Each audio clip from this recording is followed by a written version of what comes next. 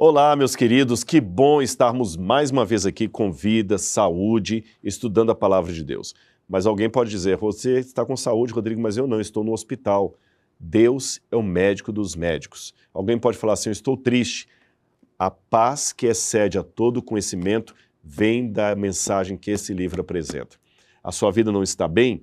Fique firme com Deus, porque você vai passar por essa provação. E um dia, quando Jesus vier nas nuvens do céu com poder e grande glória, todo o sofrimento desse mundo terá valido a pena se estivermos ao lado do nosso Senhor. Por isso que, independente da circunstância, do tempo ou da situação, eu posso sim ser otimista, porque nós temos a esperança que Deus nos deu através desse livro. E é esse livro que contém a mensagem da vida eterna, a mensagem que estamos traduzindo para vocês de maneira assim resumida no essencial da Bíblia. Entendeu? Vamos então orar a Deus pedindo que Ele fale conosco através do livro sagrado?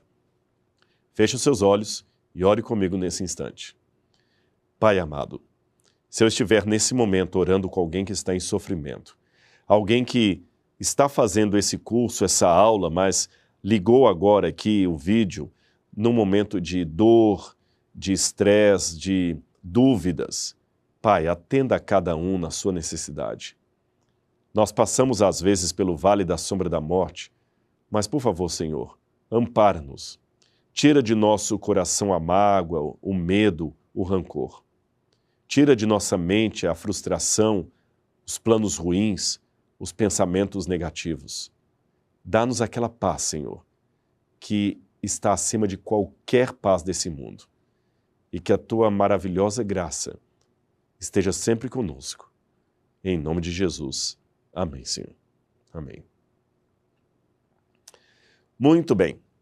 Você sabe que diz a Bíblia que o dinheiro é a raiz de todos os males, e isso é verdade. Mas o dinheiro também pode ser fonte de grandes bênçãos. Eu, particularmente, não sou formado em economia, não entendo nada de finanças, mas, considerando que a Bíblia apresenta alguns princípios muito interessantes sobre a nossa economia, particular e geral e pública, inclusive como devemos tratar o nosso dinheiro e aquilo que pertence a Deus, por que também não tocar nesse assunto aqui no essencial da Bíblia? Então vamos falar um pouquinho sobre isso hoje, sobre os nossos deveres também financeiros em relação a Deus. A Bíblia é um livro muito mais multifacetado do que você imagina. Se você começou a estudar a Bíblia comigo, achando que iria falar apenas de religião, está enganado. A Bíblia fala de família, fala de saúde, de política, de sociedade, de poesia, de história, de valores éticos e morais. A Bíblia fala também de questões financeiras, de talentos. Eu vou resumir hoje dizendo que nós temos 4 tesouros que Deus nos deu. As pessoas até brincam dizendo que são os 4 T's que Deus me deu, 4 tesouros. O templo, que é o nosso corpo, o tempo, que é justamente a porção de vida que nós temos nesse mundo, os talentos, tá certo? E também os tesouros, os nossos recursos financeiros. Aquilo que nós temos, se for dedicado a Deus, será uma bênção. Imagina dedicar o seu corpo a Deus, para que você possa pregar o Evangelho, para que você possa usar os braços que Deus lhe deu para fazer a caridade, para amar o seu próximo. Você pode usar a mente que Deus lhe deu para pensar coisas boas, a boca que Deus lhe deu e a fala para trazer mensagens de esperança e amor. Olha os seus tesouros. Você saber que o dinheiro que você tem pode ser administrado para glorificar a Deus, para fazer a caridade também. Imagine também o seu tempo, algo tão precioso na vida, e dedicarmos para Deus, e os seus talentos. Quantas pessoas que cantam bem, e onde é que você pode ter melhores resultados da sua voz? Cantando num bar de madrugada ou cantando uma música de esperança que faça alguém ali desistir do suicídio, por exemplo? Ou seja, se dedicarmos a Deus tudo aquilo que temos e que somos, nós teremos uma vida muito mais feliz diante do Altíssimo. E já que eu estou falando de tudo isso, é interessante saber de quem é tudo o que existe. Quem é o proprietário, por exemplo, do universo? Eu acho que a pergunta você já até sabe a resposta, mas vamos lê-la na Bíblia. Salmo 24, versículo 1. Salmo 24, versículo 1. Vamos ver aqui na minha Bíblia. Salmo 24, abri aqui, versículo 1. Do Senhor é a terra e tudo o que nela existe, o mundo e os que nele vivem. Ou seja, tudo pertence a Deus. Se tudo pertence a Deus, é graças a quem que nós obtemos os nossos bens? Resposta óbvia, de Deus. Vamos ler Deuteronômio capítulo 8, versículos 17 e 18. Deuteronômio capítulo 8, versículos 17 e 18. Vou abrir aqui. Mais um pouquinho, Deuteronômio capítulo 8, 17 e 18. Diz assim na Bíblia Sagrada: Não digam, pois, em seu coração, a minha capacidade e a força das minhas mãos ajuntaram para mim toda essa riqueza. Pelo contrário, lembrem-se do Senhor, o seu Deus, pois é Ele que lhes dá a capacidade de produzir riqueza, confirmando a aliança que jurou aos seus antepassados, conforme hoje se vê. Em outras palavras, aquilo que você tem de mais supremo vem de Deus. Existe até uma passagem bíblica que diz: Senhor, tudo o que temos vem de ti, e da tua mão te damos. Ou seja, é como se Deus fosse um pai muito rico, e até o dinheiro com o qual nós compramos um presente para esse pai é comprado com o dinheiro da mesada que ele nos dá. Ou seja, tudo que possuímos, tudo que somos, vem de Deus. E se devolvemos para Deus, estamos fazendo a coisa certa. Mais uma passagem bíblica. Vamos ver em Levítico capítulo 27, versículo 30, o pedido que Deus fez ao ser humano como um ato de adoração. Levítico capítulo 27, versículo 30. A gente pensa geralmente que a adoração tem a ver apenas com oração, cânticos, momento devocional, liturgia, mas olha o que diz essa passagem da Bíblia Sagrada. Todos os dízimos da terra, seja dos cereais, seja das frutas, pertencem ao Senhor, são consagrados ao Senhor. Dízimo na Bíblia significa 10% de.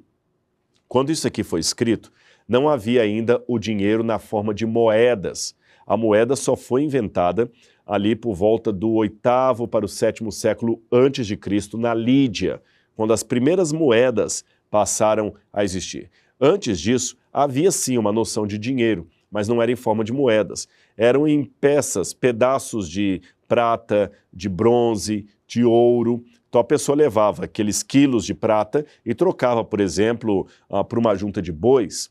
Por isso que o nome mais antigo do dinheiro era peso, ou shekel, como diz na Bíblia, que aliás é o nome da moeda de Israel até hoje, o shekel, o peso, o ciclo. Por exemplo, quando José foi vendido pelos irmãos, a Bíblia diz que ele foi vendido por 20 ciclos de prata. E alguns desenhos, alguns filmes, erroneamente colocam lá os irmãos de José colocando 20 moedinhas no saquetel dos ismaelitas, 20 moedinhas, isso está errado. Porque quando José foi vendido para os ismaelitas, naquela época não havia ainda moedas. Não havia moedas. Então ele não foi vendido por 20 moedas de prata, sim por 20 ciclos. Funcionava assim. Você tinha um peso, aqui esse peso equivale a 20 ciclos de prata. Aí eu pego a prata e vou colocando aqui do lado da balança, tá certo? Quando o peso equilibra ao que está aqui do outro lado, eu sei que eu tenho o equivalente de um pelo outro. Então, assim que era a forma de dinheiro no passado. Então, você podia pegar aquela quantidade de prata pesada e transformar naquilo que você quer comprar. Outra forma que tinham era de fazer uma espécie de escambo. Olha, eu troco os meus 4 bois por sua coleção de espadas. Eu troco os meus 2 cabritos aqui por sua enxada. Eu troco todo esse rebanho por aquele pedaço de terra, ou por tantas sacas de farinha. Então esse era o tipo do comércio na época. Por isso que Deus fala, vocês vão tirar 10% daquilo que vocês têm para mim. Agora, já que eu disse que esses 10% ou dízimo representavam uma parte que era dada ao Senhor, qual era a finalidade do dízimo, de acordo com a Bíblia Sagrada? Essa é uma pergunta importante, porque muitas pessoas hoje discutem se o dízimo ainda é válido, se vale a pena, e pelo fato de haver, infelizmente, muito desrespeito em relação ao dinheiro do dízimo, ao tema do dízimo, que é tratado de maneira às vezes muito assim subjetiva ou sem nenhum critério, muitas pessoas deturpam esta parte na Bíblia. Chega a ter até um preconceito, porque como há muitos religiosos se enriquecendo com o dinheiro coletado nas igrejas de maneira desonesta e infame, muitas pessoas hoje já olham até com olhos tortos quando o tema é o dízimo. Mas enfim, vamos ver o que a Bíblia diz a esse respeito, e não o que o nosso preconceito ou a nossa predisposição negativa diz acerca desse tema. Vamos a Números, capítulo 18, versículo 21. Números 18, 21. Está aqui. Números 18, 21. Dou aos levitas todos os dízimos em Israel como retribuição pelo trabalho que fazem ao serviço na tenda do encontro. Eu vou explicar isso aqui para você. O dízimo já é conhecido muito antes de Moisés, porque a versão mais antiga que nós temos do dízimo, a citação mais antiga, seria no caso de Abraão encontrando-se com Melquisedeque, o rei de Salém. E ali diz que ele lhe devolveu o dízimo de tudo o que possuía. E nós vemos que Melquisedeque era o rei de Salém e ao mesmo tempo ele era um sacerdote. Então nós já vemos aí uma relação entre dízimo e a tarefa sacerdotal, ou função sacerdotal. Quando Israel estava caminhando no deserto, cada um deveria cuidar da sua própria alimentação. Prática essa até que também se efetivou quando eles dominaram a terra prometida, a terra de Canaã. Cada uma das tribos ficava com uma porção de terra, e como eu estou falando de uma sociedade majoritariamente agrícola, então eles tinham que plantar e colher para sobreviver. Então cada tribo plantava e colhia. Só que se todos trabalhassem no campo, plantando, colhendo, guardando, debulhando o trigo, separando, fazendo a farinha, quem cuidaria do santuário, das coisas de Deus? O santuário tinha um trabalho permanente, perpétuo. Todos os dias o santuário tinha que ter o seu ritual funcionando, e era importante isso, porque era no tabernáculo ou no santuário que Deus mostrava em miniatura o evangelho que haveria de vir. Era através do santuário que Deus ensinava para o povo sobre a vinda do prometido Messias, do Salvador. Então você precisava de ter alguém ali cuidando do santuário. Seria mais ou menos assim. Dizem que na época que foi implantado o comunismo em Cuba, Fidel Castro, em determinado momento, determinou que todos deveriam trabalhar na agricultura. Todos, sem exceção, porque a mentalidade comunista dizia que todos devem fazer os mesmos trabalhos. Você não pode ter alguém num cargo de elite e outro abaixo. Embora, a rigor, os que pertenciam ao partido nunca pegavam no duro. Era mais o proletariado, o povo. Mas deixando de lado as discussões sobre comunismo, vou apenas fazer referência a esse detalhe. O Fidel Castro exigiu que todos trabalhassem no campo e na colheita. Imediatamente, o Conselho de Médicos Cubanos enviou uma carta ao governo pedindo a dispensa dos médicos, especialmente médicos que eram cirurgiões, porque eles precisavam ter a sua mão muito, assim, sem calosidade, para trabalhar no hospital, para poder fazer ali o procedimento cirúrgico correto. E o governo não deixou. Pelo contrário, dizia assim, só porque vocês são médicos, vocês acham que tem que ter privilégios? Pelo contrário, vocês têm que trabalhar mais do que todo mundo. Os médicos aceitaram e foram trabalhar. Em pouco tempo, já não havia praticamente cirurgiões em Cuba, porque eles estavam com a mão completamente destruída por pegar a enxada, por capinar a terra, por trabalhar em serviço braçal. Foi por causa disso que Cuba, com uma espécie de meia-culpa, mandou agora revolucionar a medicina, trouxe médicos da Rússia, tornou a medicina cubana, assim, muito elevada e trouxe novos médicos para apagar o fiasco do erro que foi cometido por Fidel Castro, quando ele obrigou médicos cirurgiões a trabalhar na colheita e, com isso, detonou com a mão daqueles médicos. Esse exemplo que eu puxei aqui é para você ver que, se você tem um grupo que fica 24 horas cuidando da saúde do povo, você não pode exigir que esse público, que esse grupo, trabalhe na terra como os demais. Assim Deus fez também quando o santuário foi estabelecido, por exemplo, em Siló, logo que o povo se sentou na terra da aliança ali, na terra prometida.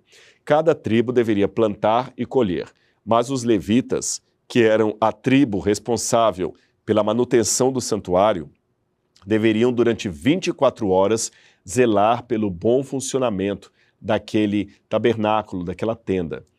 Mas se eles trabalhavam 24 horas para manter o santuário funcionando com as coisas de Deus, quem plantaria por eles? Do que eles comeriam? Então Deus determinou que todas as demais tribos deveriam levar para Siló 10% de tudo aquilo que elas ganhassem para a manutenção dos sacerdotes e do santuário. Percebeu? Isto ficou forte ainda durante todos os outros capítulos da história dos hebreus. Os levitas não tinham propriedade, eles não plantavam e não colhiam, mas eles viviam dos 10% que vinham das outras tribos.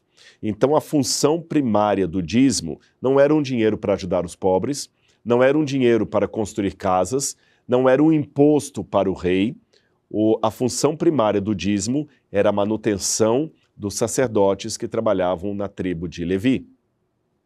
No Novo Testamento, nós vamos ver a mesma prática funcionando dessa vez para aqueles que vivem do dízimo, como disse Paulo, vivem do evangelho. Ou seja, Paulo falou, aquele que prega o evangelho tem o direito a viver do evangelho. Ou seja, muitos missionários, ao saírem para pregar pelo mundo, eles paravam de plantar, colher e não tinham nenhum emprego fixo. Então as igrejas mandariam 10% do seu dinheiro para ajudar a família daquele missionário, daquele líder da igreja local. Assim também nós entendemos a função de um padre ou pastor. Ele deverá viver 24 horas para o evangelho, atendendo a igreja. Então nada mais justo que o seu salário venha dos dízimos que são recolhidos, o que é bem diferente da pessoa se enriquecer à custa do dízimo dos irmãos. Agora, esse assunto é tão sério do dízimo, você pode dizer assim, Rodrigo, mas vem cá, eu não vou dar meu dízimo para a igreja não, e se eles roubarem? Bom, é verdade. Pode acontecer às vezes que uma liderança tenha alguém corrupto que acabe lançando mão de maneira não apropriada do dinheiro do dízimo, que tinha uma finalidade e acabou servindo a outra. Mas Deus vai punir essa pessoa. Agora, sabe uma coisa que eu aprendi? Você só deve pular na água para tirar alguém afogando se você souber nadar muito bem. Porque se você não souber nadar, por mais heróico que você queira ser, por mais, assim, com senso de justiça que você tenha, não pule na água. Porque aí nós vamos ter 2 afogados ao invés de 1. Porque primeiro ele já está morrendo. Segundo, você não sabe nadar. Você vai tentar tirá-lo, a chance maior é que ele comece a debater com você e os 2 afundem e morram. E tenhamos 2 caixões ao invés de 1. O que eu quero ilustrar com essa imagem é o seguinte. Você só deve pular se você sabe o que está fazendo. Então vamos fazer a comparação. Se o sujeito está usando mal o dinheiro do dízimo, um líder da igreja, está desviando o dinheiro do dízimo, ele está afogando, porque ele vai ser condenado por Deus. E em função disso, eu pulo junto na água, vão ser 2 condenados ao invés de 1. O primeiro condenado porque desviou os dízimos do Senhor. E o segundo, igualmente condenado, porque também desviou o dízimo do Senhor. Ele não deu o dízimo onde deveria dar. e você está achando forte o que eu estou falando aqui, leia o que está em Malaquias, capítulo 3, versículos 8 a 10. Malaquias, capítulo 3, versículos 8 a 10. Se você achou forte o que eu falei, veja aqui o que diz a palavra do Senhor. Vou ler para você aqui. Diz aqui a Bíblia: tragam o dízimo todo ao depósito do templo. Então você vê que até na época de Malaquias, o dízimo continuava servindo para a manutenção daqueles que trabalham no templo. Tragam o dízimo todo ao depósito do templo, para que haja alimento em minha casa. Ponham-me à prova, diz o Senhor dos Exércitos, e vejam se eu não abrir as comportas do céu e derramar sobre vocês bênçãos sem medida.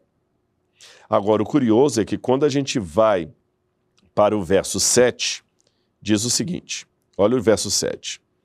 Desde o tempo de seus antepassados, vocês se desviaram dos meus decretos e não lhes obedeceram. Voltem para mim e eu voltarei para vocês, diz o Senhor dos Exércitos. Mas vocês perguntam, como voltaremos? Pode um homem roubar a Deus? Contudo, vocês estão me roubando. E ainda perguntam, como é que te roubamos? Nos dízimos e nas ofertas. Percebeu? Dízimo é aquela parte do meu salário que eu devolvo para Deus, ele não me pertence, para que seja usado na manutenção da obra de Deus, para que o sacerdote, o padre, o pastor possam viver 24 horas por dia pelo Evangelho, como era Paulo no Novo Testamento. Então esse é o dízimo. A oferta já é outra coisa. A oferta é algo voluntário, que eu dou para uma causa social, para ajudar ao pobre, para ajudar na construção da casa de alguém. Então a oferta é algo voluntário. O dízimo é algo que eu devolvo. Agora, já que você entendeu tudo isso, eu quero terminar o estudo de hoje apresentando para você as promessas que o Senhor faz àqueles que são fiéis. Leia comigo o que está em Provérbios, capítulo 3, versículos 9 e 10. Livro de Provérbios, capítulo 3, versículos 9 e 10. Diz assim na minha Bíblia, vou ler para vocês. Honre o Senhor com todos os seus recursos e com os primeiros frutos de todas as suas plantações. E os seus celeiros ficarão plenamente cheios e os seus barris transbordarão de vinho. Percebeu? Então você não vai devolver o dízimo como se fosse uma barganha com o Altíssimo. Olha, que eu vou dar um milagre, tem milagre de R$500, milagre de R$1.000, milagre de R$2.000. O pregador que fala isso, na verdade, é um mercadejador da palavra de Deus, tá certo? É alguém que está colocando a palavra de Deus como comércio, ele está em pecado. Não é isso que a Bíblia fala. Você não compra as bênçãos de Deus. O dízimo é algo que você devolve por ser um membro fiel do corpo de Cristo. E as ofertas é como se fossem quase que uma forma espontânea que você tem de ajudar ao seu semelhante. O dízimo é o imposto de Deus. Aquele que vive do dízimo, mas não corresponde à fidelidade, à honestidade com a qual deve viver alguém que é sustentado pelo dinheiro do dízimo, ele estará incorrendo em grave erro perante o Senhor. E certamente Deus cobrará isso dele no dia do juízo final. Aprendeu então essa lição? Percebeu como é séria esta questão das finanças perante Deus? Como você vê, a Bíblia trata de vários assuntos e nós estamos aqui para esclarecê-los para você através desse estudo compacto que traz o essencial da Bíblia. Um grande abraço